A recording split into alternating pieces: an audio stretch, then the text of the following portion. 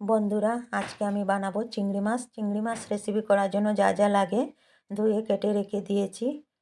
আর চিংড়ি মাছগুলোকে লাল করে ভেজে নিলাম। তারপর দিয়ে দিলাম কড়াইতে কোচানো পেঁয়াজ, তেজপাতা, আলু, সাথে দিয়ে দিলাম নুন, হলুদ দিয়ে ভালোভাবে এগুলোকে ভাজবো। আলুটা তখনই সিদ্ধ হয়ে যাবে বন্ধুরা।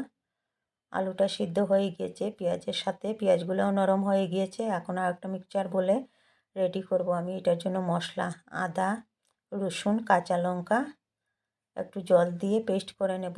বন্ধুরা, ভুলে গিয়েছিলাম জিরা দিতে, তাই জিরাটা দিয়ে দিলাম। এখন দিয়ে পেস্টটা দিয়ে দিলাম, দিয়ে নাড়াচাড়া করে কিছুক্ষণ মশলাটা শুকিয়ে নেব।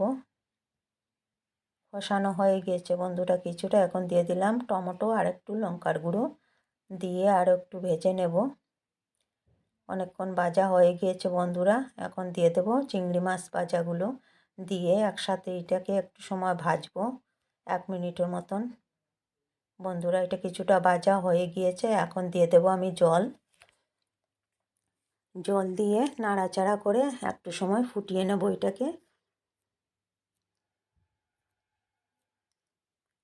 হয়ে গেছে কিছু সময় ফোটানো এটা। এখন একটু নাড়াচাড়া করে বন্ধুরা হয়ে গেছে রেডি চিংড়ি মাছের রেসিপি। ধনিয়া পাতা দিয়ে নামিয়ে নেব। বন্ধুরা, রেসিপিটা কেমন লাগলো জানাবেন।